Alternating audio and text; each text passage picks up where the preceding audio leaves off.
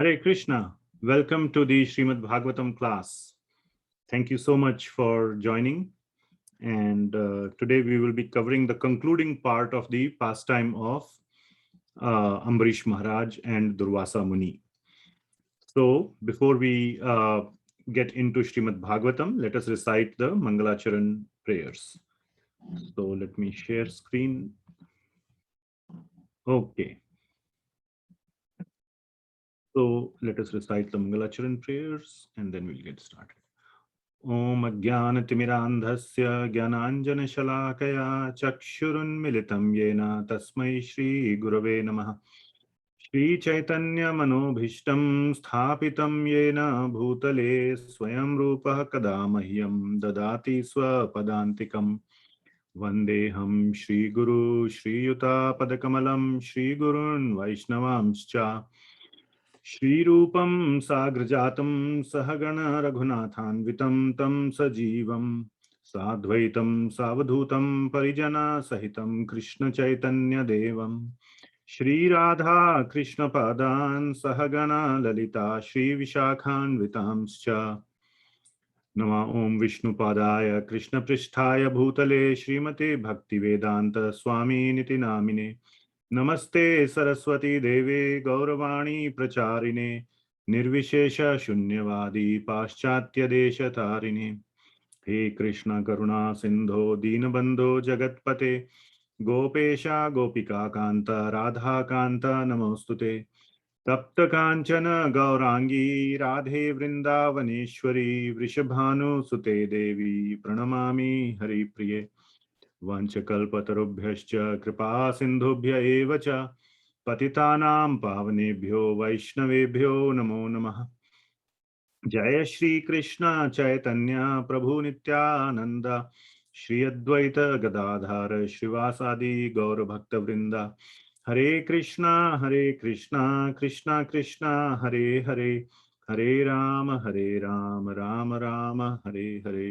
श्रील प्रभुपाद की जय। Okay, now let us recite the invocation verses for Srimad Bhagavatam. So we will scroll down. Nice picture of Parikshit Maharaj narrating Srimad Bhagavatam. Sorry, Shukadev Goswami narrating Srimad Bhagavatam to Parikshit Maharaj. Once again, different picture. Then again, retelling of Srimad Bhagavatam by Srila Suta Goswami to Shaunaka Rishi and many other rishis. So here we come to the invocation verses of Srimad Bhagavatam. Please repeat. Om Namo Bhagavate Vasudevaya. Om Namo Bhagavate Vasudevaya. Om Namo Bhagavate Vasudevaya. Om Namo Bhagavate Vasudevaya. Om Namo Bhagavate Vasudevaya. Om Om Namo Namo Bhagavate Bhagavate Vasudevaya. Narayanam Namaskrityam Namaskrityam Naram Naram Chaiva Chaiva Narottamam Narottamam Devim Devim Saraswatim Vyasam Tato Jayam Jayam Udiriya. Nashta Nashtaprayeshu Prayeshu Bhadreshu Abhadreshu Nityam Nityam Bhagavata Bhagavata Sevaya Sevaya. Bhagavati Bhagavati Uttamaśloke Uttamaśloke Bhaktir Bhaktir Bhavati Bhavati Naishtaki. Naistaki. Krishna Krishnaya Vasudevaya Vasudevaya Devaki Devaki Nandanaya Nandanaya Cha Cha Nandagopakumaraya Nandagopakumaraya Govindaya Namo. Govindaya Namo Namaha. Thank you very much. Story of Ambarish Maharaj and Durvasa Muni, part 4. So today we are in the part 4, last concluding part, and like it is said, the best is saved for the last. So today is the most exciting part of this narration of the story of Ambarish Maharaj from Srimad Bhagavatam, Canto 9, chapters 4 and 5. So we have been discussing for last 3 weeks. And today, so I will not go over and describe the story again, but the portion that we are going to review today in depth will be the portion where Durvasa Muni is being chased by. What is Durvasa Muni being chased by? Or who is he being chased by? Sudarshan Chakra. Darsana Chakra. Sudarshan Chakra, yes, absolutely correct. And Sudarshan Chakra is whose weapon? Vishnu. Lord Lord Vishnu. Mahavishnu. Lord Vishnu. Mahavishnu, Mahavishnu, Lord Vishnu, Lord Narayana, all same. Yes. So after running around, being chased by the fiery Sudarshan Chakra, and we had some pictures, I think, here, if I'm not wrong. Yes, you can see here. This one is a especially nice picture. You can see kind of the magnitude. You know, whenever whoever devotee which drew the Sudarshan Chakra to be so big, and Durvasa Muni is just almost burning up in the heat of the Sudarshan Chakra. And like this, he's running because of his offense to a great devotee, Ambarish Maharaj. He's running from here and there, and he could not find any shelter within the material world.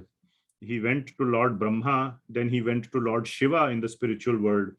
Finally, today where we will start is where he goes to the abode of Lord Vishnu. Abode of Lord Vishnu is Vaikuntham. Vaikuntha. Very nice. So he's such a great personality, Durvasa Muni, that he can directly access Vaikuntha whenever he wants. You know how much hard austerity, penance, and so much we have to do to reach Vaikuntha. So Durvasa Muni is this great yogi. He can reach Vaikuntha just like that. So still he cannot, with all his powers, all his yogic strength, he cannot still get rid of the fire of Sudarshan Chakra. So he goes to the owner or the master of Sudarshan Chakra, which is Lord Vishnu himself. And there a very nice conversation occurs between Lord Vishnu and Durvasa Muni. About 12 verses, I think from number 60 to 71, something like that. So we will start our discussion from verse number 62, and we will go through each and every verse all the way till 71. This is pure nectar. This is just pure, I don't know, just before the class, I was drinking mango juice. So this is like much, much sweeter than mango juice, pure honey. These verses are just out of the world completely. You will see and most of these verses, we will just go through one verse, which is spoken by Durvasa Muni. Remaining all the verses, almost 9 or 10 of them are spoken by Lord Vishnu. And Lord Vishnu opens his heart, completely opens his heart, and shares with Durvasa Muni his relationship, his bonding with the devotees, what he thinks about the devotees, what the devotees think about him. That whole relationship, we will get a view of that, which we got a glimpse of it in Bhagavad Gita. We didn't get this kind of a glimpse like we are about to get here in these verses. So this is like an expansion of many of the verses in Bhagavad Gita. And but here we will just, the Lord opens his heart completely. He just says, you know, I have laid all the points on the table. Now you tell me, I cannot do anything. He says, this is my whole situation. He has not hidden his heart from Durvasa Muni, and he expresses his complete inability to help Durvasa Muni because of Durvasa Muni's offense to a great devotee of Lord Vishnu. So that is the conversation we will see, and we can see the heart of God. How beautiful it is. Through these verses, we can see the heart of God. Not heart of a devotee, but heart of God. So we will see that. So, one second. Need to check something. Okay, fine. All right. So, couple of questions that we will answer in this session today. So, like I'm showing in the slide here, what is the relationship between God and his devotees, as narrated directly by God himself? How does the Lord consider his devotees? How does the devotee consider the Lord? So what is the Lord willing to, or what are the devotees willing to give up to get the Lord's association? Any ideas? What can the devotees give up to get the Lord's association? The ego. Ego. Okay, very nice. What else? And there's no right or wrong answer.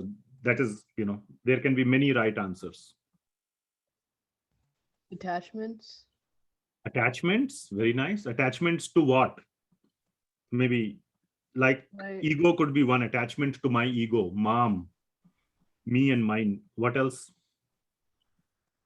Like to other relationships, like material. Any material relationships. Very nice. What else? Growth or revenge. Revenge, or the propensity for revenge or anger. You said krodha. Very nice. Sense of proprietorship. Sense of proprietorship, sense of lordship over other material things. Very nice. So yes, all these things the devotees are willing to give up. So we will see what all the devotees are willing to give up. And you all said the right things, but in this verse, in the upcoming verses, we will see something more, which none of you mentioned. What else are they willing to give up? We will see that very sweetly. And we will see how the Lord is bound by his devotees. He can never leave his devotees, but that is true. The Lord can never abandon his devotees. Can the Lord ever abandon his devotees? No. But we will see why. Why he cannot abandon. What is the reason he cannot abandon? And a very deep example is given, which we will go into some detail, but not a lot of detail. I will tell you why. Okay, so we will answer all these questions. And we will go into another major topic today, which is Vaishnava Aparadh. Very important topic. Vaishnava Aparadh means offense to a devotee of the Lord. How serious an offense it is to offend a pure devotee of God. God can forgive offense to himself, but not forgive offense to his devotees. In fact, he is unable to forgive that offense. He is just unable. It is outside his capacity. Believe it or not, some things are outside God's capacity. So, and even the holy name of the Lord, can the holy name of the Lord save one from Vaishnava Aparadh? What do you think? Holy name is very powerful. The holy name of the Lord is extremely, extremely powerful. So arguably, it should be able to relieve or salvage one from that offense of Vaishnava Aparadh. Holy name is very, very powerful. So what do you think is the answer to this question? Yes or no? Can the holy name save one from Vaishnava Aparadh? Hare Krishna Prabhu. Yes, someone was saying. Yes. Me. Yes, go ahead, Madhav. Yes or no? Yeah. So it's actually both ways. It can inspire you to go and apologize to that Vaishnava. It can give you humility. Can the holy name save one from Vaishnava Aparadh or not? Just yes, no. No. Yes. Yes. Yes. Okay.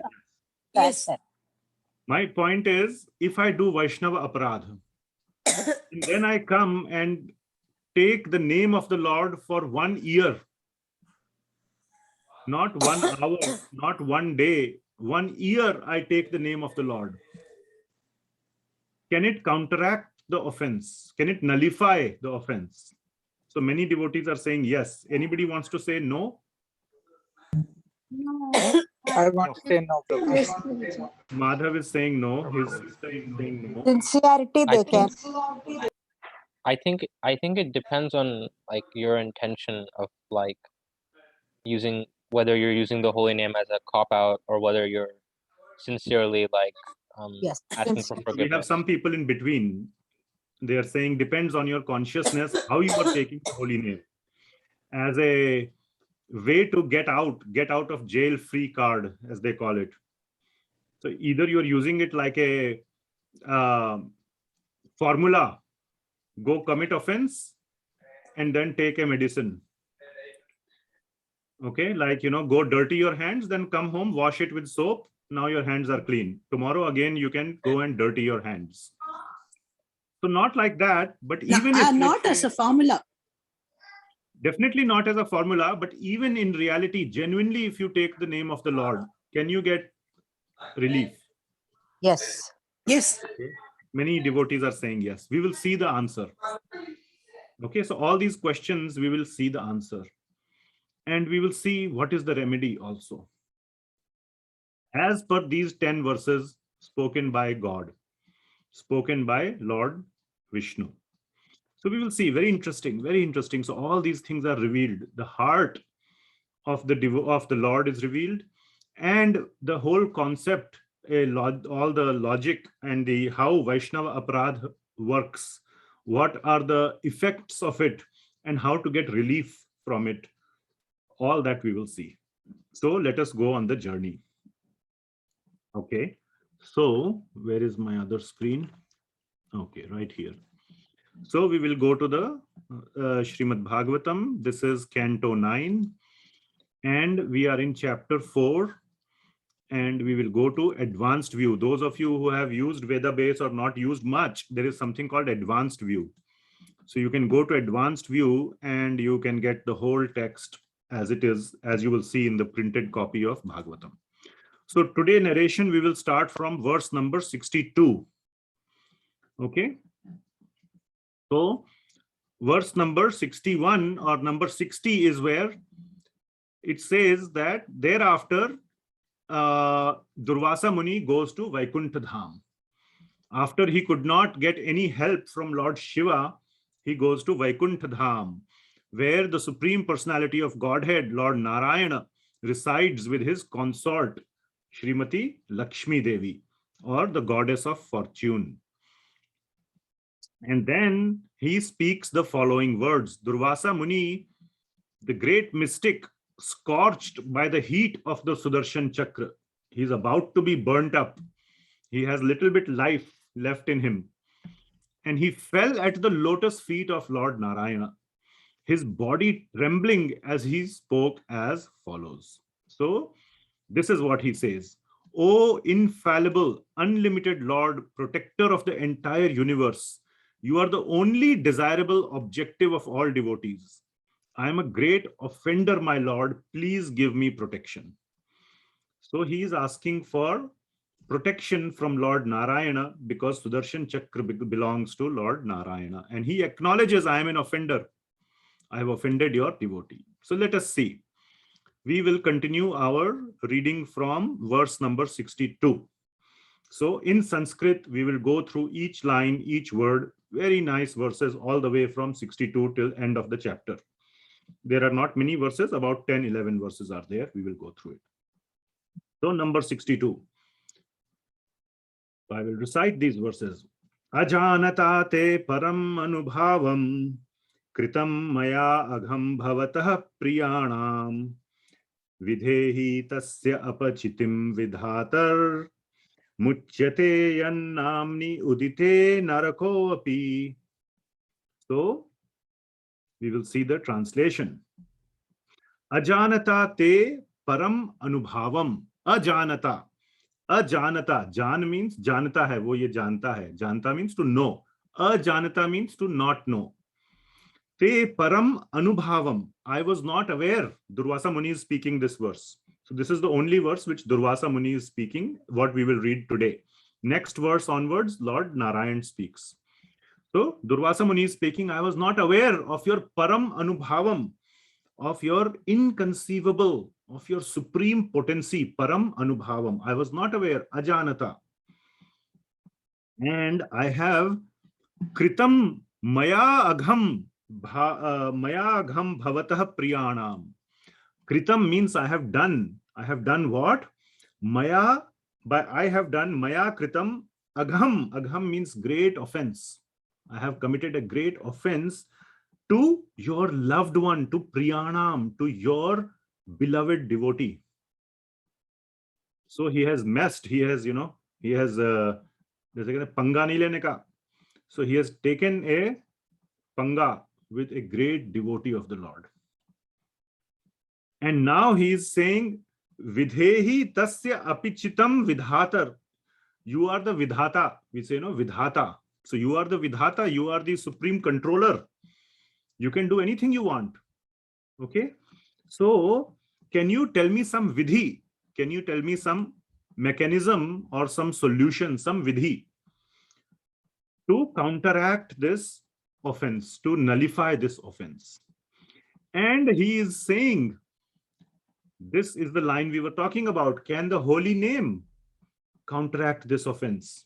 He says that Muchyate yan namni udite narako api.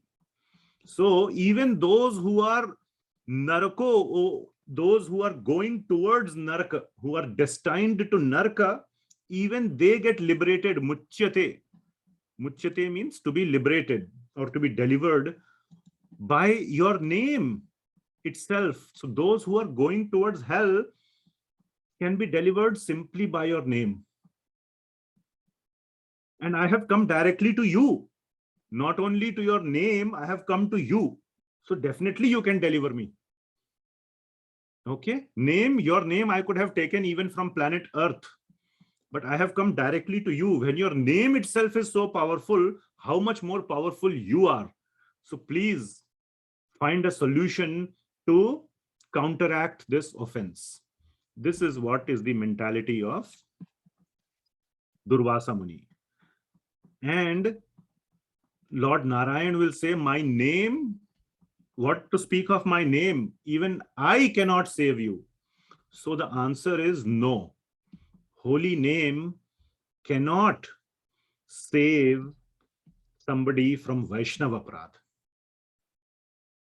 Vaishnava Aparadh, only one person can save from Vaishnava Aparadh. Who can save from Vaishnava Aparadh? Devotee. Devotee. Okay. Which devotee? Vaishnava itself. Vaishnava devotee. That Vaishnava against whom the offense has been committed. Only he can save. We will see this in the end. That is the solution. So, actually, in the Shastras, it has been explained that Vaishnava Aparadh is a form of Nam Aparadh. Nam Aparadh is considered to be the highest offense. But Vaishnava Aparadh is also considered to be highest offense. That is because Vaishnava Aparadh is a Nam Aparadh. Because Nama is also a person. And Nama Prabhu, it is called, the holy name is a personified by the name Nama Prabhu. Nama Prabhu resides in the heart of a Vaishnava. So when you are offending a Vaishnava, you are offending the holy name. Because on the tongue and in the heart, in the minds of a Vaishnava, who resides? Nama Prabhu. The holy name personified resides in the entire consciousness of a Vaishnava. If you are offending a Vaishnava, you are offending Lord, the Nama Prabhu, the holy name. So Nama Aparadha and Vaishnava Aparadha are the same. Okay. So if you have offended Nama Prabhu, then the holy name cannot, it has been offended. The Vaishnava is offended. Now the Vaishnava never feels offended, but you cannot nullify it by simply taking the name of the Lord. And here is a great learning for us that we should never, never, never commit Vaishnava Aparadh, ever. And we don't know who is a Vaishnava. Just by putting tilak, wearing dhoti kurta does not make anyone a Vaishnava. Even a cheater can put a tilak and dhoti kurta. Or a real Vaishnava can be in a suit, pant, coat, tie. You cannot make out who is a real Vaishnava by external appearance. You cannot. There are so many examples in the scriptures where great devotees are like no ordinary people with no external um, appearance of being a devotee. In some cases, they appear to be like very big materialist people. There is this story of who is that? From whom Gadadhar Pandit took initiation. What is his name? Anybody remembers? Just at the tip of my tongue. Pundarik Vidyanidhi. Pundarik Vidyanidhi, that is correct. Pundarik Vidyanidhi. And he was so nicely dressed in rich clothes with a lot of perfume and this and that, which is like a materialistic person. But he was such a great devotee of the Lord. Moment he heard the verses of Srimad Bhagavatam, he went into ecstasy. He went rolling, he started rolling on the floor. He started crying on hearing Srimad Bhagavatam. His ecstasy came out as soon as the name of the Lord was recited. Otherwise, he was all in like suit boot, very well dressed in like 500 years ago, but like, all with perfume, nice oiled hair and all that, looking like a materialist. So Vaishnava Aparadh is very, very serious. And therefore, since we cannot know who is a Vaishnava and who is not, the best policy is to not commit aparadh to anyone.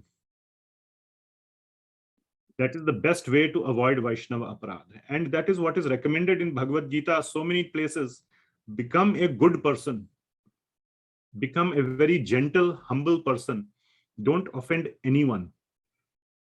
Become a simple person, simple-minded, simple-hearted. No duplicity. What is there in your mind and heart should be on your tongue. So completely transparent. So that is how one should be. And then you will not offend anyone. And if you don't offend anyone, you will definitely not offend a Vaishnava. So Vaishnava Aparadh, one should be very, very, very careful. Otherwise, you are playing with fire. And you can get completely burnt in the fire. So Durvasa Muni is expecting Lord Vishnu to save him. So let's move forward. Verse number 63. Now you will see Shri Bhagavan Vacha, which means the Lord starts speaking. And Lord is speaking. He is not chastising. He is not trying to be harsh to Durvasa Muni. He is just opening his heart and expressing his inability. Very nicely, the Lord opens his heart. And verse number 63, Lord is saying, I am in complete control of my devotees. I am completely bound by my devotees. That is what he is saying. So let us see what the verse is. Shri Bhagavan Vacha Aham Bhakta Paradhino. First line itself, Paradhin. Adhin means under the control. Paradhin means in complete control. Aham Bhakta Paradhina. I am in complete control of my Bhakta. Anyway, let me read the whole verse. Shri Bhagavan Vacha Aham Bhakta Paradhino Hya Aswatantra Iva Dvija Sadhubhir Grasta Hridayo Bhaktair Bhakta Janah Priyaha. So what does the Lord say? Shri Bhagavan Vacha, he says, I am in complete, I am adhin. I am bound by my Bhakta. I am Bhakta Paradhina. Here, Aswatantra Iva Dvija. Dvija means Brahmana. He is calling Durvasa Muni as, oh dear Brahmana. I am Aswatantra. Swatantra means free, independent, right? Aswatantra. If you see the word Aswatantra is here. I am not independent. Don't think I can do whatever I want. I cannot. I am like a bound person. I am like a, not in complete control of everything. I am bound by my devotees. So I am not in complete control. I am not in complete independence from my devotees. Who controls my heart? Sadhubhir grasta hridayo. Sadhubhir. The sadhus control my heart. Sadhu and bhakta is synonymous here. Because you can see here, aham bhakta paradhino. I am bound by my bhakta. And he's saying, in my heart, grasta means to control or to captivate, that is grasta. So again, same word, paradhina grasta. Sadhubhir grasta hridayo. My heart is controlled by the sadhu. So sadhu is not like a sadhu Babaji with long hair, long beard, wearing a what you call like a gamcha. That is not sadhu. Sadhu means devotee. Where do we see the word sadhu in Bhagavad Gita? Anybody knows? There is one prominent place where the word sadhu comes. Very important verse. Paritranaya sadhunam. Very nice. Paritranaya sadhunam. So what is the full verse? Paritranaya sadhunam. Vinashaya dushkrita. Dharma samsthapanarthaya sambhavami yuge yuge. Very nice. So Lord's appearance is due to three reasons. One is Dharma samsthapanarthaya, which means to establish dharma. Vinashaya cha dushkritam, to get rid or to vinash, destroy the bad people, the evil people, demoniac people. But the number one reason he starts with is paritranaya sadhunam, to give pleasure to my devotees. So sadhu, devotees, bhakta are all synonymous, are the same. So sadhubhir grasta hridayo, my heart is controlled by my devotees. And what to speak of my devotees, he doesn't stop. This is the best part. One of the, there are so many best part. I will say this best part. You will wonder which one is the best. There are so many bests, but that is the situation. There are so many bests. So this is one of the best parts. Bhaktair bhakta jana priya. That not only the devotees are dear to me, the devotees of the devotees are also very dear to me.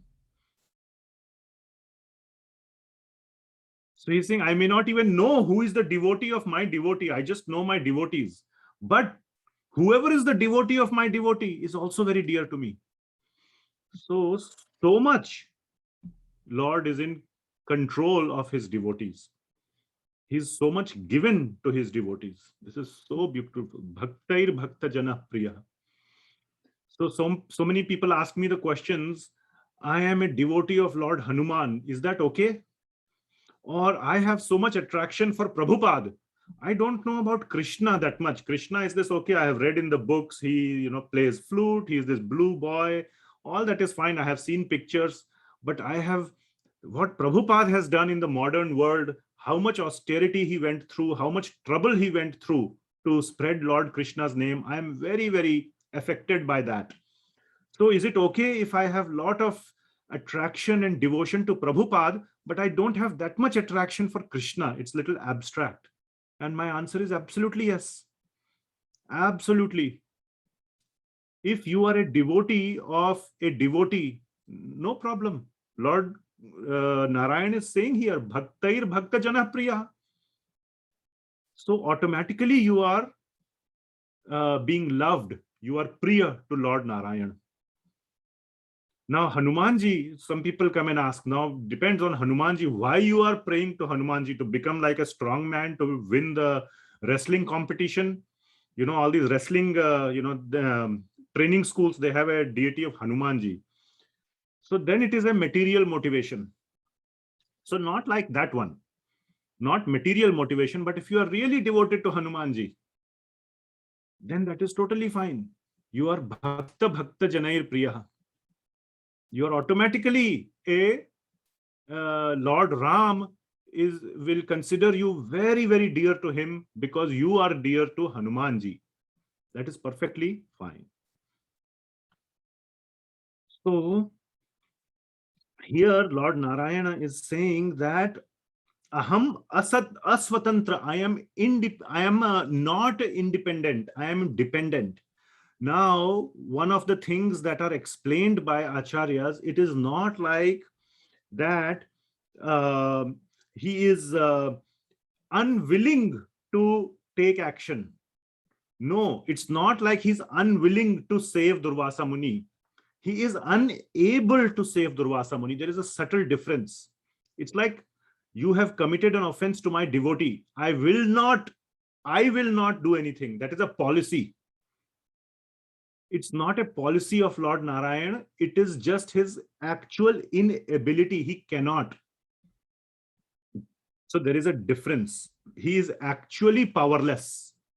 It's not like he can but doesn't want to, but he actually cannot. He cannot nullify Vaishnava Aparadha. And one of the things actually that is said, I'm going a little bit off topic, when one takes initiation, Diksha, from a pure bona fide guru, all the past sinful activities are nullified.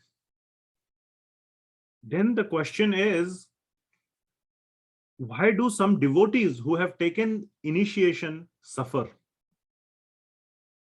Because suffering is due to your past activities. Past activities have been removed, have been nullified by taking the shelter of a pure bona fide devotee. Now, first you have to take the shelter of a pure bona fide devotee. You have to find one, first of all. So assuming you found one and he agreed and you agreed to take the shelter, to give shelter, then sometimes devotees suffer still after that. What is the cause? It is given in the scriptures that the cause is Vaishnava Aparadha. Any Vaishnava Aparadha they may do after initiation, sometimes Aparadha happens, or even before. That part still remains. So one should be very careful, and one should think in his life as much as possible any Vaishnava Aparadha that has been committed, and go and beg forgiveness so that that matter is over. You do not want to carry that burden in your life. You do not. Okay? There is no other solution, no other solution. So please remember that. Even holy name is not a solution. So one should be very careful in committing, before committing Vaishnava Aparadha. So this is about Lord's inability, or he is in complete control of his devotees. Number 64.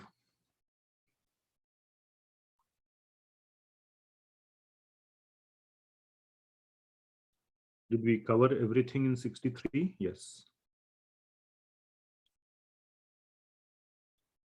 64. Na aham atmanam ashase mad bhaktai sadhubhir vina shriyam cha atyantiki brahman yesham gatir aham para. So the translation is, O best of the Brahmanas,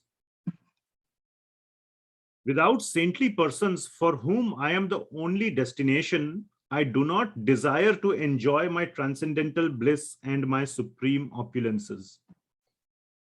So here we are seeing that Lord is saying that he has no enjoyment, no source of enjoyment other than his devotees or without his devotees.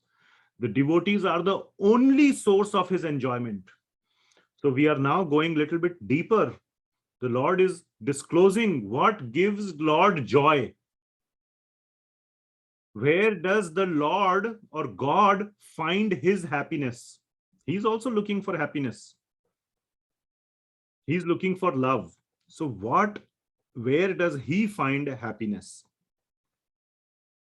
So na aham atmanam ashase. Atmanam means his transcendental bliss. So he's saying, I have no desire to enjoy my own transcendental bliss. He is the source of transcendental bliss. Ananda, what is called the Ananda part of Satchidananda. The Lord is Satchit Ananda. He's full of Ananda. He's full of joy. But he's saying, I don't want to enjoy that joy, that Ananda, of which I am the source. I don't want to enjoy it. How he doesn't want to enjoy it? He wants to enjoy it, but with his devotees. Mad bhaktair sadhubhir vina. Vina means bina, without. Without the devotees, I don't want to enjoy. And this is very simple to understand. Let's say very nice, loving husband, wife is there. Okay. Husband is billionaire. He can go to vacation anywhere, Hawaii, Bahamas, whatever, in his private jet. But if his beloved wife is not there, then there is no enjoyment. So it is very simple to understand that enjoyment is there when your beloved, when your loved one are there with you, and then you can enjoy even the external things with them. Then suddenly everything becomes enjoyable. Or even if you are taking a walk in a normal, ordinary park, even that is also enjoyable. But without them, even if you go to the best resort, it will not be enjoyable. So enjoyment is there along with your loved ones. So that is what Lord is saying. Mad bhakte sadhuvir vina na ham atmanam asha se. Without them, I have no enjoyment of my own atmanam, of my own ananda. And he says, Shriyam cha atyantikim brahman. That Shriya is the opulence.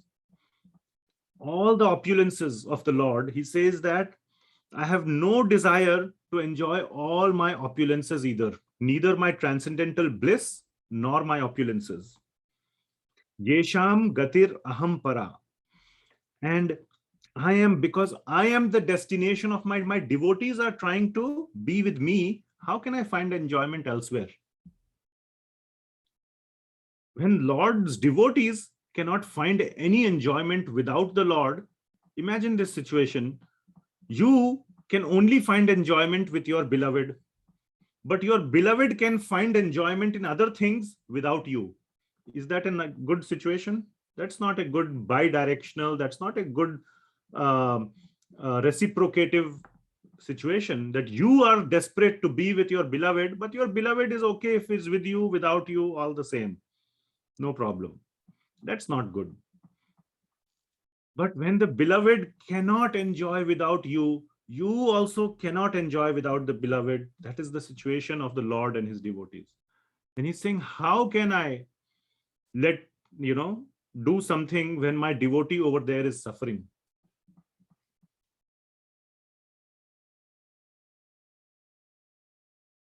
So without your beloved, there is no enjoyment. There is a very good story I read long time back called Gift of the Magi. How many of you have heard that story? Gift of O. the Henry Magi. story. Hmm? O. Henry, Gift of Christmas. Yes, Gift of the Magi by O. Henry. Very nice. So there is this husband and wife. They love each other so much. But they love they are willing to, we will see this, that love, and this is sort of kind of a good segue into the next verse. Love means sacrifice. What are you willing to give up? And I had asked you, what are you willing to give up? A lot of answers were given by devotees. So in that story, the husband, the wife has very beautiful long hair, but she has no nice hair clips, the hair clips, those expensive ones that will make the hair look very nice. He wants to buy hair clips for his wife. Okay. And the husband, on the other hand, has a pocket watch. What is the story? He has a pocket watch, but he doesn't have a chain to hold the pocket watch, something like that. Strap. A strap or a chain to hold the pocket watch. So what the wife does separately, she thinks, I will sell my hair. So she gets a haircut, and her hair were very long and beautiful, so she can sell that because somebody can buy it and make a wig or whatever out of it. So she goes and gets a haircut and sells her hair, and from the money she buys a nice chain, a gold chain or something, gold-plated chain for the watch. On the other hand, the husband goes and sells his watch and buys hair clips for his wife. So this both sacrifice the one thing that they used to love having for their own self. And when they meet, the husband gives the hair clips, but he sees the wife has got rid of her hair. She got a haircut. And when the wife comes and gives the chain, the husband says, "Oh, I sold my watch." And then their love increases. So that is the story of sacrifice. So love means sacrificing. In love, there is always sacrifice. Look at a mother, father, how much they love their child, but loving the child means also sacrifice. They sacrifice going on vacations. Oh, my child has a test, so we cannot go on vacation. So we sacrifice that. Or so many other things. Oh, my child has a test tomorrow or something, so let's all sleep early. Let's be quiet in the house. Whatever it may be. So remember this, love is expressed through one's sacrifice. So let's go to the next verse. We will see about sacrifice here. Very beautiful verse. What the devotees sacrifice for the Lord. Ye dara agara putra apta pranan vittam imam param hitva mam sharanam yata katham tam tyaktum utsahe. So the translation is, since the pure devotees give up their homes, home means agara, wife means dara. So ye dara, dara is wife, agar means house, putra means children, putra putri for sons and children, apta means society, relatives, friends, and then next pranan, even their life they sacrifice. Vittam, vitta means money. In India we call finance minister as what? What mantri? Vitta Mantri. Vitta Mantri, yes. Vitta Mantri means finance minister. So Vittam means wealth or finance. Imam Param. Hitva means they give up all these things. So there are 6 things that are mentioned which are given up by devotees. 6 categories. Wife, house, children, relatives and society, life and wealth. All these things they are willing to give up. Now again, we had read in this pastime itself, it is not necessary to give up any of these things as long as you're not attached to them, as long as these things don't come in the way of your devotion, of your bhakti. Ambarish Maharaj was performing bhakti along with his wife. That was the whole point. We used that point to demonstrate this, that you don't have to give up your family life as long as the whole family is involved in bhakti. But if the family is pulling you away from bhakti, then one has to get detached from it. So that is the situation that is given here. Dara, agara, putra, apta. All those things in this context means they are pulling one away from bhakti, and therefore devotee gives it up. I don't want that. I want my bhakti. And what has he taken? Instead of giving up all those things, he has taken Mam Sharanam Yata. He has taken Mam Sharanam. He has come in my shelter.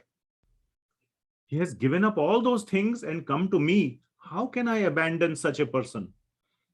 Katham tam tyaktum utsahe. Tyaktum means to give up or to abandon them. This word tyaktum or tyakta is there in Bhagavad Gita also. Janma karma cha me divyam evam yoveti tattvataha tyaktva deham punarjanma. Tyaktva deham punarjanma naiti mameti. So Arjuna. So janma karma cha me divyam, one who knows the transcendental the transcendence of my birth and my activities, janma karma cha me divyam evam yoveti tattvataha, who knows it in tattva, in truth, tyaktva deham, upon giving up his body, deham punarjanma naiti, he does not take another body. So upon giving up this body, tyaktva means to give up. So when one is aware of the Lord's birth and activities, then one does not take birth again. That is that verse. Tyaktva means to give up. Here, this word tyaktva is coming up. How can I give up? Katham tam tyaktum utsahe. I cannot give up my wonderful devotees. How can I give them up? So the translation is, since pure devotees give up their homes, wives, children, relatives, riches, and even their lives, prana, lives, simply to serve me without any desire for material improvement in this life or in the next, how can I give up such devotees at any time? So Lord Narayan is very, very honestly sharing with Durvasa Muni his inability to help Durvasa Muni. Next verse, number 66. So we will see here how the devotees actually bring the Lord in control or control the Lord. What is the mechanism? And we will go a little bit deep into it, not fully though. So number 66. Mai nirbadda hridayah sadhavah samadarshanaah vashe kurvanti mam bhaktya satstriyah satpatim yatha. So in the last line, that mechanism is given, satstriyam satpatim yatha. I will explain that little bit, but here Lord is saying, Mai nirbaddha hridaya. Mai, or my, I am nirbaddha hridaya. My heart is completely bound, is completely controlled. Sadhava, by who? By the sadhus or by the devotees. Samadarshanaha, who see everyone else also with love, with equal love, who love all other entities. We saw there, Durvasa Muni or Ambarish Maharaj had so much respect for Durvasa Muni.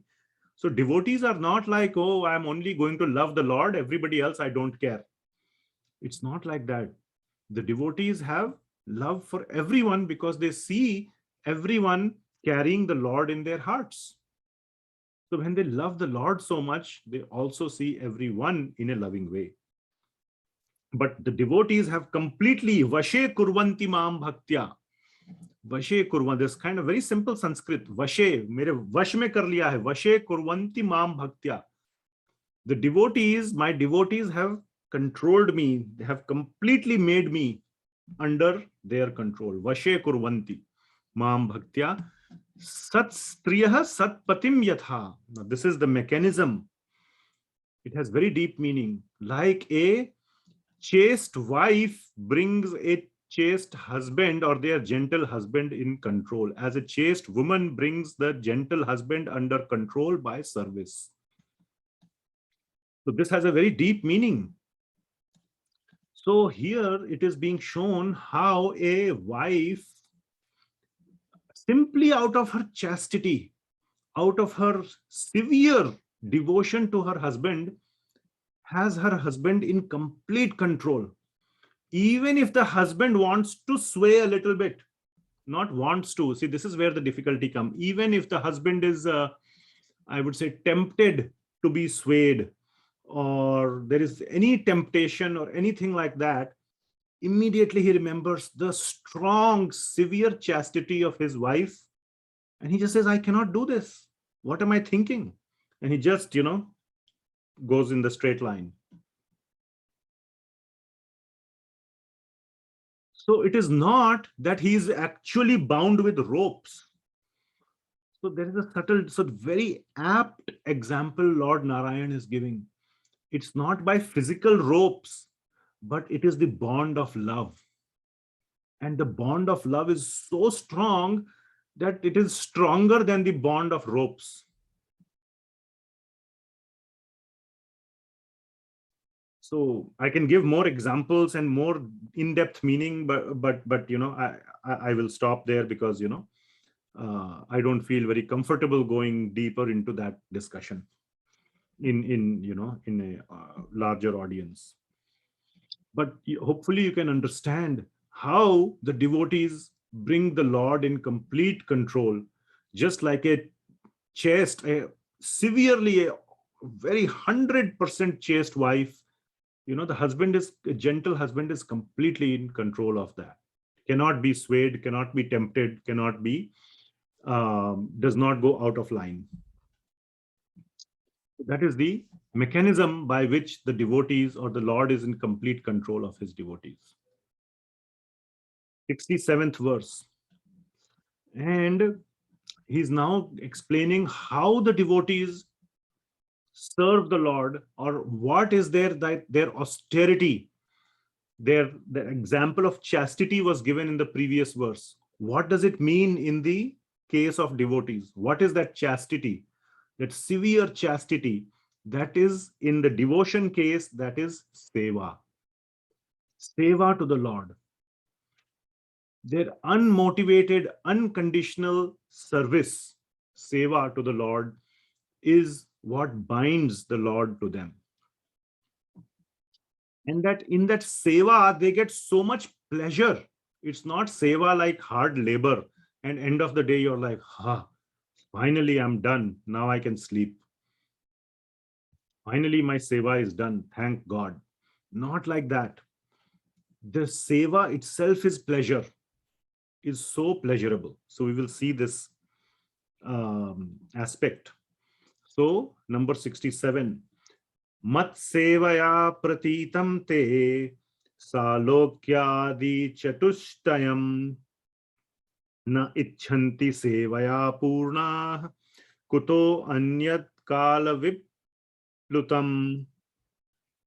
So mat sevaya pratitam te. So first two lines we will read because they kind of make sense together. Mat sevaya pratitam te salokya adi chatushtayam. So mat sevaya, in my service, they are so happy that that happiness is equal to the four types of liberation. Chatustayam, salokya adi chatustayam means the four types. Chatur, four types of liberation are considered to be the highest liberation. The fifth liberation, which is known as Sayujya, or the Brahman realization, or the Brahman liberation, is considered a lower level of liberation. And there are four higher levels of liberation, which is Salokya Adi. The first one is Salokya, which means to live with the Lord in the same planet, Saloka, in the same loka or in the same planet.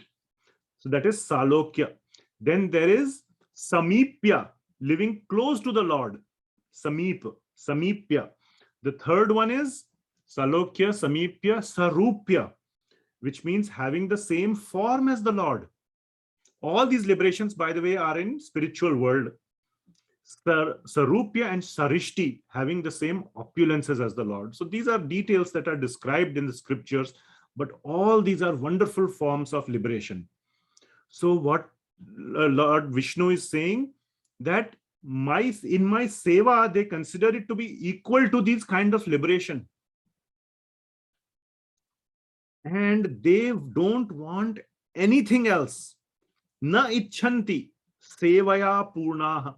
They don't want anything else other than purna seva, full opportunity to serve me. That is all that my devotees want.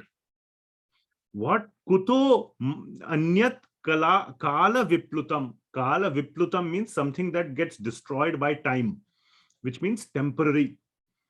So kuto anyat, what to speak about anything else which is temporary. They don't want even the permanent liberation. They just want to serve me, and in that service, that get the same happiness as one gets in liberation. So here Lord is saying that the devotees don't even desire or aspire for liberation. They just are getting bliss in serving me, like a chaste wife. How can the husband ever get deviated? Ever? No chance at all. So my devotees are 100% always doing my seva. Where is the chance that I can do anything else? And this verse is also a hint to Durvasa Muni. Kala Viplutam. they don't want what to speak of anything which is temporary. And by the way, what is Durvasa Muni asking Lord Narayan to do? To save his life. Life. Very good. And is life permanent or temporary? Temporary. Temporary. So he is basically saying, you Durvasa Muni, you are asking for something temporary. You are not at the same level as my devotees. My devotees don't even care for the eternal. What to speak of the temporary? And you are asking me for something temporary. At least you could have asked for something eternal.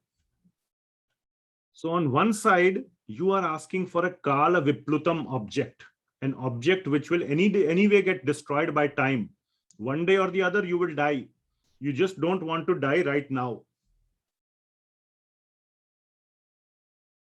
So that is a subtle, hint to Durvasa Muni that you are not a devotee, my pure devotee. So here we see what is the highest, what is the way in which the devotees are completely controlling the Lord by their seva. And finally, verse number 68 is the capstone. It is the highest verse among this whole narration. This is the culmination. This is the ending part of the Lord laying down his heart. And ultimately he says that I am in the heart of my devotees. The devotees have me in their heart. It's like a strong bond of love, bi-directional, both ways. There is so much love between each other. So Lord Narayan is saying, Sadhavo hridayam mahyam, sadhunam hridayam tvaham, mad anyatte na jananti, na aham tebhyo managapi. So, sadhavo hridayam mahyam. My devotees are there in my heart. Sadhavo hridayam mahyam. In my heart, who is there?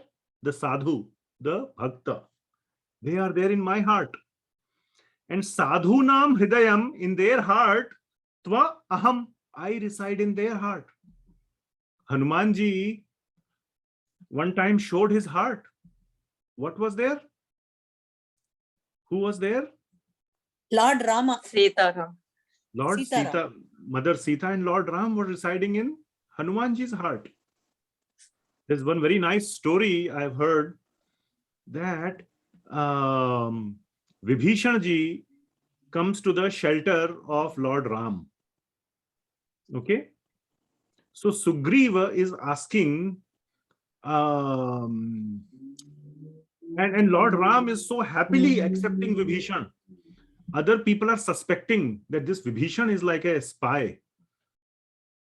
He might be coming there because he wants to find out our secrets so that he will give it back to Ravana. So Sugriva is a little bit, suspicious. So he tells Lord Ram that Vibhishan is coming and you are so happily accepting him. You are so naive. You are so, you don't, why are you accepting him? What if, and you are, what is that story? How does it go? Yeah, you told him that after winning the war, I will make you the king of Lanka. Okay. That's what Lord Ram said.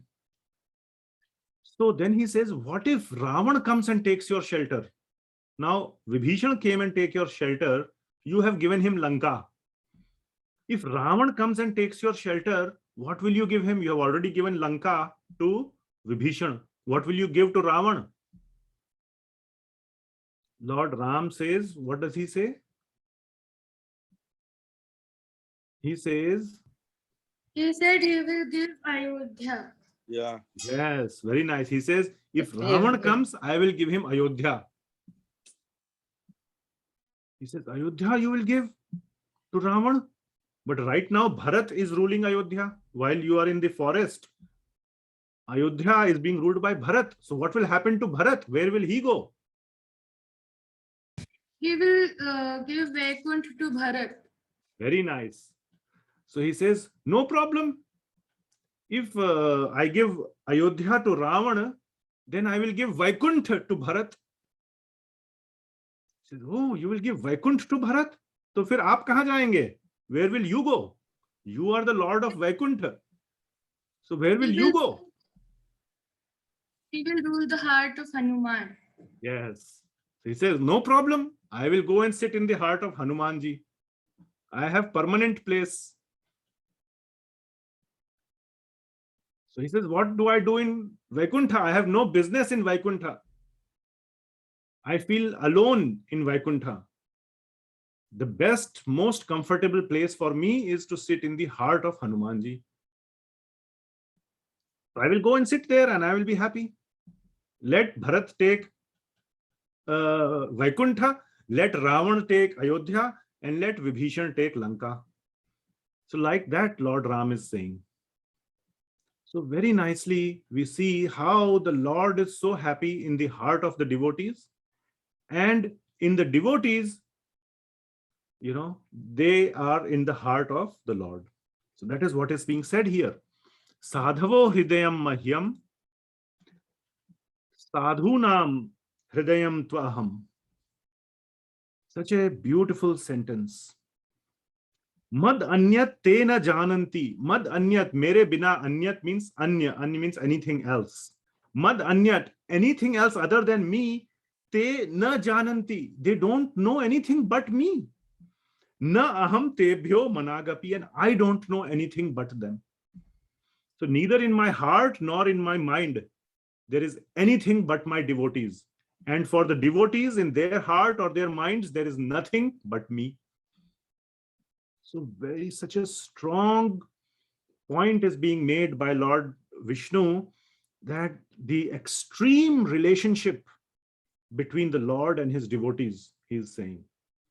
Nothing can, that there is nothing stronger in this whole creation, material and spiritual, than the love between devotee and the Lord. Nothing can be more stronger than that. So then Lord Vishnu says, okay, now I have explained enough to Durvasa Muni. Hopefully he has understood that I am unable to help, but I can tell him the solution.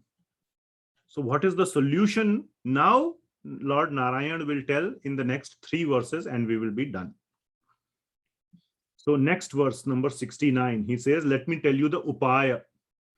Upayam kathayishyami. Let me tell you, kathayishyami means to tell. Katha ishyami. Let me describe to you the upaya, the solution. Upayam kathayishyami tava vipra shrunushvatat ayam hya atma abhicharaste yatastam yahi machiram sadhushu prahitam tejaha prahartum kurute ashivam. So he says, upayam kathayishyami. Let me tell you the solution. For your benefit, tava vipra, so that you can benefit from it. Tava vipra means brahmana. Please listen, shrunashva. Carefully, you must listen to what I am saying. I am here atma abhicharaste. You have been very, abhicharas means very envious to my devotee. You have been done very bad things. So yatastam yahi ma chiram. You should not wait a long time. Chiram, ma chiram means not a long time. Chira means chir ayu, we say chiranjeevi. Chira means long time. Ma chiram means don't waste time. Don't even waste 1 minute. And here Lord Narayana is saying the effect in the last 2 lines. He's telling the effect of Vaishnava aparadha. Sadhushu prahitam tejaha. Whatever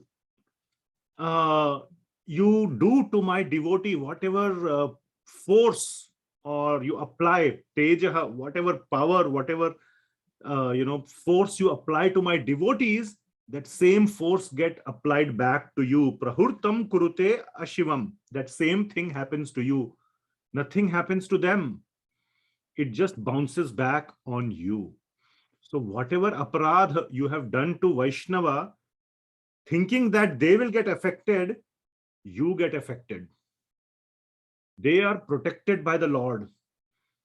And that protective covering just bounces back that aparadha to you. Okay? So if you have intended something bad to happen to a Vaishnava, that bad thing would happen to you. That is the consequence of Vaishnava aparadha. So what did Durvasa Muni do? He created this fiery demon, remember, from his hair to kill Ambarish Maharaj. Ambarish Maharaj didn't even get touched, even one of his hair did not get impacted. And instead, a much more fiery object, the Sudarshan Chakra, came after Durvasa Muni. So he wanted that fiery demon to kill Ambarish Maharaj. A more fiery object, Sudarshan Chakra, came after Durvasa Muni. So you should not have done that, he says. Number 70. Tapo vidya cha vipranam nishreyaskare ubhe teva duravinitasya kalpete karturanyatha. So he is saying that these two things, tapa and vidya, are dangerous in the hands of an immature person. Tapa and vidya are only good for a mature or a learned person who is capable to handle it. You have become a great tapasvi, great yogi, but you don't know how to use your strengths that you have got through tapa and yoga. You can do all these wonderful things. You can create a demon from your hair. You can even come to Vaikuntha. You can go to Kailash Loka and meet Lord Shiva. You have all these great powers. But your heart is immature. Your heart is not gentle. And tapa and vidya, all this is very dangerous in such a person's hands. Durvinitasya, ta eva durvinitasya. Vinita means gentle, soft-hearted, vinita, right? That's the meaning of Vineet. So many people have named Vineet. Vineet means soft-hearted. So durvinitasya means which is opposite of Vineet. You're not a gentle person, and therefore this tapa and vidya will have the opposite effect on you. Kalpete kartur anyatha, you get the opposite reaction because you are foolish in using your tapa and vidya. Last verse, number 71. Brahmam stadgacha bhadram te nabhagatanayam nripam kshamapaya mahabhagam tatah shantir bhavishyati. So now he gives the solution. He says, Brahmam stadgacha bhadram te. Go there, my dear Brahmana, you must go. Gacha bhadram te. You should immediately go there. Gacha, please go there immediately. Go where? Nabhaga Tanayam. Nabhaga. If you remember, Ambarish Maharaj was the son of Nabhaga. Who was the son of Nabhaga? If you remember. So, Nabhaga Tanayam, which means the son of Nabhaga, which is Maharaj Ambarish. Nripam, who is the current king of the world of planet Earth. So, go to King Ambarish immediately. Kshamapaya Mahabhagam. Ask for his kshama. Ask for his forgiveness. Kshamapaya Mahabhagam. That great devotee, Mahabhagam. He's a great devotee. He's a great person. Tatah Shantir Bhavishyati. Then you will get Shanti. So like this, Lord Narayan is advising Durvasa Muni. So please go and beg for forgiveness from the Vaishnava, and then you will get peace from the Sudarshan Chakra. So that brings us to the end of this beautiful section of the conversation between Lord Narayana and Durvasa Muni. So now let us revisit these questions that we started with. So what is the relationship of Lord Vishnu with his devotees? So what is the relationship? Just now let's see, with this whole sort of description, let us engage in some discussion. So what is the relationship of Lord with his devotees? There is no one right answer. We discussed so many things. You can just remember whatever struck you in your mind and say that. He is under control of devotee. Very nice. He's completely under control. He's subservient, subordinate to his devotees. He will only do as his devotees desire. He has his own, no independent, aswatantra. If you see, the word was aswatantra, like a child. Child will only go where father says. A stranger will come and say to the child, "Chalo, let's go, I'll give you candy." Child will say, "No, no, no, I will only stay with my daddy." So his child is aswatantra. Similarly, the Lord is aswatantra. Very nice. How does the Lord, this is different ways of asking same thing, but how does the Lord consider his devotee? Like his master? Yes, like his master. Very nice. He will only take orders from his devotees. Anything else? Like a chaste wife to the gentle husband. Very nice. How does a devotee consider the Lord? To a devotee, what is the position of the Lord? Prananath. Prananath. Very nice. Prananath. Yes. Even more sacred, even more valuable than his own prana. Everything for that matter. Prana, wealth, everything else.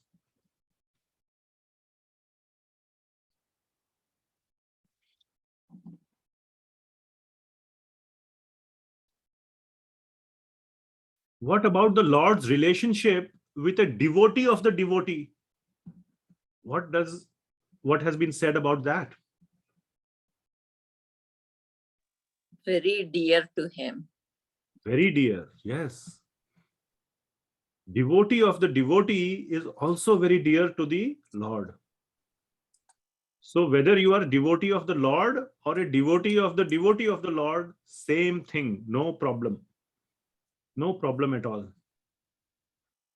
Someone asked one time that, I was telling this about Srila Prabhupada. So we say, Anta kale cha mameva smaran muktva kalevaram. This is very famous verse in Bhagavad Gita 8.5. That whoever remembers Anta kale cha mameva, Lord says, whoever remembers me at the time of death, Anta kale cha mameva smaran muktva kalevaram. When he remembers me, then he attains my nature. So somebody asked Prabhupada, I cannot remember Krishna, but if I remember you at the time of death, is that okay?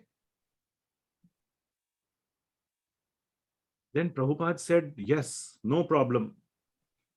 I will come when you are on your deathbed. I will come and I will personally take you to Krishna. I will hold your hand and I will take you to Krishna. This is what Prabhupada said. Whether you are qualified to go to Krishna or not, if you are with me, even if the gatekeeper asks, "Why, Prabhupada, you are fine, you can come in, but who is this guy?" Prabhupada says, "Is my guy, don't worry. You let him in." So based on Prabhupada's authority, we can all get into spiritual world. No problem. So the Lord's relationship is very, very strong with the devotee of the Lord. And such a nice sentence, Bhaktair Bhakta Jana Priya. Remember this. Bhaktair Bhakta Jana Priya. You can quote it so many times. That Lord Narayan himself said. Then can the Lord ever abandon his devotees?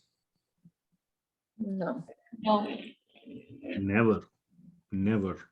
The Lord can never abandon. So we must never think that the Lord has abandoned us. Lord is always with us, always. Okay? He's always thinking of us. He may not be with us right now at this moment, but he is having us in his mind, in his heart. Of course, this applies to pure devotees, not everyone. So if you become a pure devotee of the Lord, Lord will never abandon. And do the devotees do all this devotion to get Swarga? No. No. So according to the verses, what is equal to Swarga, or for liberation, even Mukti? What is equal to that? Serving him with love. Yes, Seva. Seva of the Lord with love is, for the devotees, is equal to getting liberation. Lord Narayan is saying that. I am not saying that. Prabhupada is not saying that. Lord Narayan himself is saying that. These are the words of Lord Narayan, as mentioned in Srimad Bhagavatam. So if you trust Srimad Bhagavatam, you must trust that the devotees of the Lord are always engaged in the seva of the Lord, and for them, that is equal to liberation. Then after that, liberation may or may not happen. That's a byproduct. They don't care. Then let's talk about Vaishnava Aparadha. So what are the perils of Vaishnava Aparadha? What are the dangers? No excuse at all.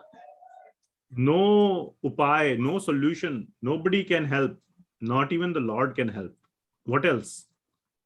What are the consequences of Vaishnava Aparadha? The Lord will abandon you. Yeah, no protection from the Lord. Very nice. What else? If you did some envious thing to the devotee, what happens to you? We'll go to hell. The same envious thing happens to you. It just bounces back to you. Remember, we studied that? And can even the holy name save one from the Vaishnava Aparadha? No. No. No, holy name also cannot save. The Lord cannot save. The holy name, which is synonymous. The holy name and the Lord are one. There is no difference. So many times we say, right? That's why when you chant the holy name, it is as good as being with the Lord. So holy name and Lord himself are no different. So the Lord or holy name, either one cannot save one from, or cannot nullify one from Vaishnava Aparadha. But the Lord can give a solution to Vaishnava Aparadha, which he has given. And what is the solution? What is the remedy? Have to get forgiveness from the devotee. Have to get forgiveness from the devotee. Very nice. And what is the guarantee? Is there guarantee that the devotee will forgive? Yes, Yes. Why? because they are kind-hearted and they say serve the Lord. Very nice. There is 100% guarantee that devotee will forgive. Because the devotee's heart is so soft. That is why they are pure devotee. When one is a pure devotee, heart automatically becomes very soft. So they are ready to forgive. They don't even want your forgiveness or your what you call kshama yachna. What is that? Your plea of forgiveness. They are already forgiving. Devotees are so nice.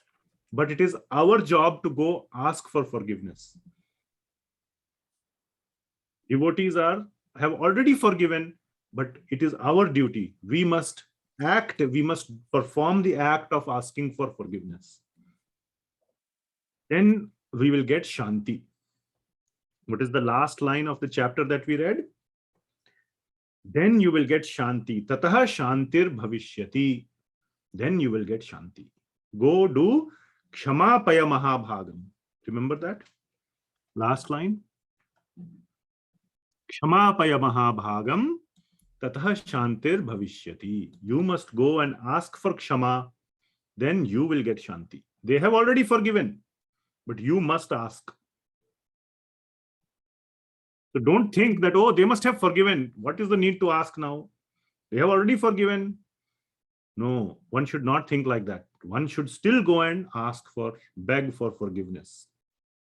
You should not think, oh, devotee, you should not take advantage of their kindness. You must do your part of asking for forgiveness. That is the remedy. Okay, so that was, I enjoyed very much sharing this whole section with you. It was such a joyful, wonderful experience for me to read, prepare, and share this with you. I cannot tell you how happy I was to prepare for this whole section and then to share it with you. So any questions, any comments? I mean, this was just a journey, more like a very wonderful, very nectarian journey. So, but, I don't think there are any doubts or any questions as such. But yes, if there are still any doubts or questions or comments, corrections, please share. Hare Krishna, Guruji. Prabhuji. Okay, you ask. Okay, Madhav can go, and then Mataji, and then others. Short and brief. Yeah, so Prabhuji, we hear from the Chaitanya Charitamrita. I have actually two questions. One is this, we hear from the Chaitanya Charitamrita, Devanand Pandit, he offended Srivas Thakur. And then he served Vakreshwar Pandit and he was relieved of the Vaishnava Aparadh. So is it necessary that the same person has to be served, or you can serve someone else and get relief from the Vaishnava Aparadh? So yes, so same person, if he is available, we should go to the same person. But here it's like he didn't go to Srivas Thakur but went to Vakreshwar Pandit and served him. Yeah, so that is a very, very elevated situation. They are all personal associates of the Lord.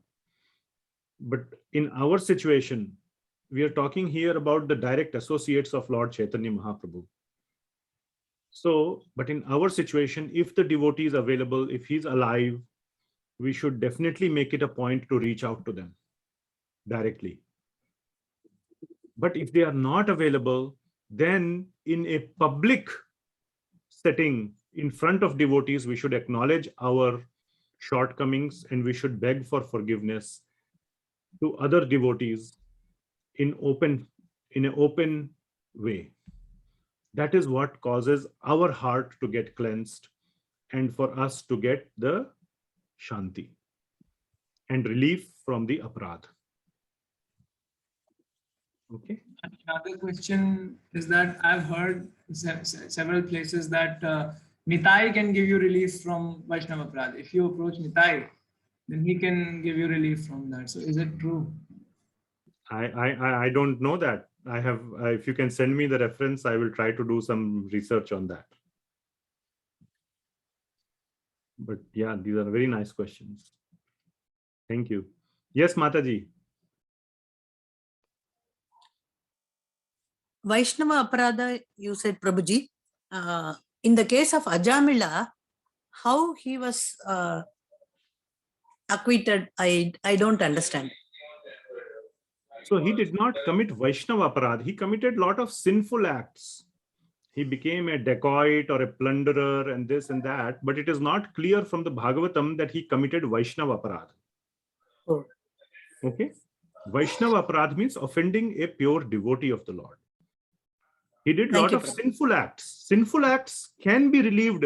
That's what Durvasa Muni said in the 62nd verse. Holy name can relieve one who is going to Narka.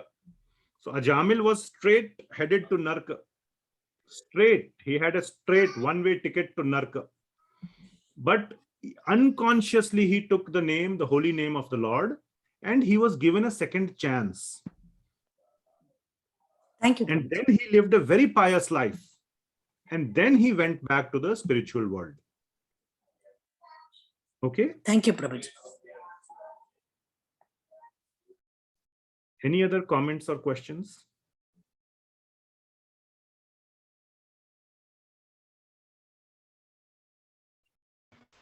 If not, then thank you so much. And yes, you are most welcome to ask questions next time. Yes, Mataji. Hare Krishna, Prabhuji. Yes, Mataji, Hare Krishna. Thank you, Prabhuji. I just have one comment. It's not a question, Prabhuji. Like the 65 verse, what we were saying, the devotee have to give up the home, wife, and life, wealth, and everything. But we can see the mercy of the devotees. Our Srila Prabhupada, we don't have to give up all this. Just simply follow his instruction, and that is really truly amazing, Prabhuji. Like Lord Narayana himself is saying devotee will give up this, but our Srila Prabhupada's mercy. So it is so amazing. Thank you, Prabhuji. Yes. Yeah. Yes, Mataji. Srila Prabhupada has given us such a nice way that in the whole family, as together, we can practice Krishna consciousness just like you are doing in your family. I happen to know your family so nicely, Mataji's family. The whole family is very engaged all the time in Krishna consciousness, and then no need to leave the family at all. Why? You are in association. It's not a family anymore. It's really a group of devotees who happen to be living under the same roof. So that is not just a house, it is an ashram. And that's why it is called not a grihastha, but a grihastha ashram. Because any grihastha can convert his house into an ashram by making all the residents of that grihastha devotees. So if we do that, then no need to leave. Thank you. You are a group of monks, or devotees living in a ashram. Yes, and the formula for that is given by Prabhupada very nicely. Okay. All right. Thank you so much for being present in the Bhagavatam class. We'll see you next time. And one announcement on 7th August, I think it's a Saturday, we will not have class. So I just wanted to announce in advance. I have to travel, so I won't be able to take the class on 7th August. Just a advance announcement, but we will have the classes from now till then and then afterwards. Thank you so much. Hare Krishna. Thank you, Thank you. Prabhuji. Hare Thank you, Krishna, Mataji. Prabhuji. Hare Krishna. Hare Krishna. Hare Hare Krishna. Krishna.